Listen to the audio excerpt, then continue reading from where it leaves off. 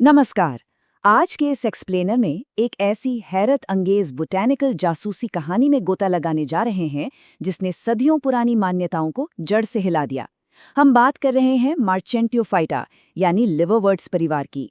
कैसे आधुनिक तकनीक और विज्ञान ने इस पौधे के रहस्यों को एक बिल्कुल नए नजरिए से हमारे सामने रखा और पुरानी धारणाओं को पूरी तरह पलट दिया। चलिए जानते हैं। तो एक बहुत ही बुनियादी सवाल से शुरुआत करते हैं। क्या किसी पौधे का आकार या उसकी बाहरी बनावट देखकर उसके असली विकासवादी रिश्तेदारों का पता लगाया जा सकता है? असल में इसी एक सवाल ने सदियों तक टैक्सोनॉमिस्ट्स यानी वर्गीकरण करने वाले वैज्ञानिकों को गुमराह किया। वे लिवरवर्ट्स को पूरी तरह से बस उनकी सतही समानताओं के आधार पर बांटते रहे और यहीं से सारी उलझन शुरू हुई। पहला हिस्सा, आवरण से आंकना। सदियों की पुरानी वानस्पतिक मान्यता।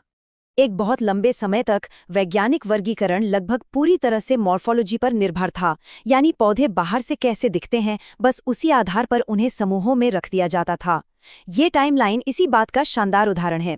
1753 में लिनियस से शुरुआत करें तो पत्तेदार और साधारण दिखने वाले पौधों को सिर्फ उनके आकार के हिसाब से एक साथ रखा गया।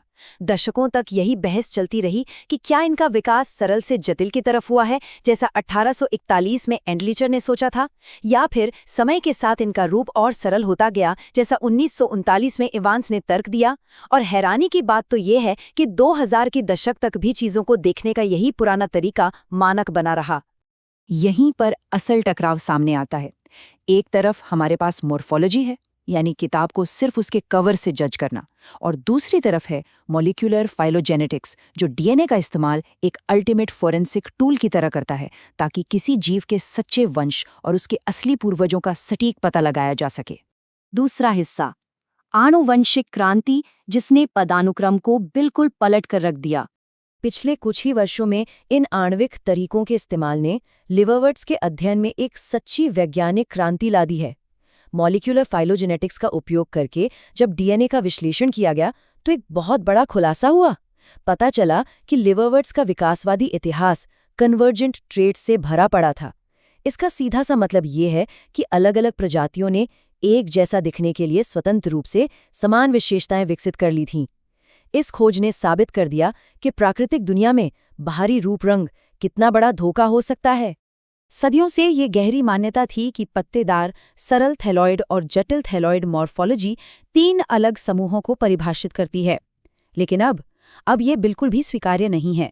इस वैचारिक बदलाव ने साफ कर दिया कि जो पुरानी श्रेणियां बनाई गई थीं वे पूरी तरह से अप्राकृतिक थीं। विज्ञान को एक बिल्कुल नए पदानुक्रम की सख्त जरूरत थी। तीसरा हिस्सा, 3 नई शाखाएं, मार्चेंटियोफाइटा के लिए एक नई प्रणाली। इस डीएनए क्रांति ने वैज्ञानिकों को इस परिवार के ढांचे को नए सिरे से लिखने कर मजबूर कर दिया। इस प्रक्रिया में लिवरवर्ट्स को इन 3 प्रमुख, वैज्ञानिक रूप से सटीक बैकबोन लाइनेजेस या वर्गों में बांट दिया गया: हैप्लोमेट्रियोप्सिडा, मार्चेंटियोप्सिडा और ज़ंगरमैनियोप्सिडा।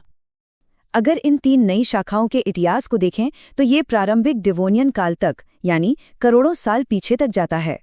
हर एक शाखा की अपनी अनूठी सेल्यूलर विशेषताएं हैं।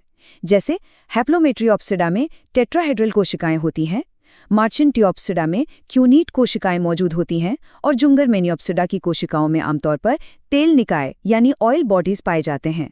इस नए वर्गीकरण के विशाल पैमाने का अंदाजा सिर्फ इस एक नंबर से लगाया जा सकता है।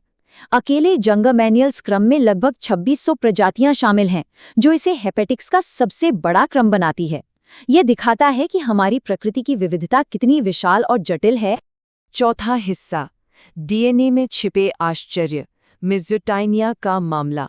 वैसे विज्ञान कभी भी रहस्यों के बिना पूरा नहीं होता, और आनुवंशिक क्रांति ने कुछ बिल्कुल अप्रत्याशित विसंगतियों को सामने ला दिया। मेसोटानिया लिवरवर्ट का ही मामला ले लीजिए। इसके शारीरिक लक्षण साफ तौर पर मेड्सकेरिडे परिवार की ओर इशारा करते थे, लेकिन जब इसका डीएनए टेस्ट हुआ तो नतीजा बहुत अजीब था। डीएनए ने इसे कैलिपोजिया क्लेड के साथ एक पूरी तरह से अलग पत्तेदार परिवार में रख दिया। ये कुछ वैसा ही था जैसे किसी बिल्ली का डीएनए टेस्ट उसे कुत्तों के परिवार का हिस्सा बता दे। लेकिन इस रहस्य के पीछे का अपराधी कोई नई वैज्ञानिक खोज नहीं थी, बल्कि प्रयोगशाला की एक छोटी सी गड़बड़ी थी। संदूषण यानी कंटैमिनेशन। कैलिपोजिया के बीजाणुओं की एक बहुत ही छोटी सी मात्रा ने पूरे डीएनए नमूने को हाईजैक कर लिया था। ये मामला दिखाता है कि आधुनिक वैज्ञानिक सैंपलिंग की प्रक्रिया कितनी नाजुक हो सकती है। असल में कुछ ऐसा हुआ था, पहले मेज़ोटानिया का फील्ड सैंपल लाया गया, फिर अनजाने में कैलिपोजिया के अदृश्य बीजाणु उस नमूने में मिल गए।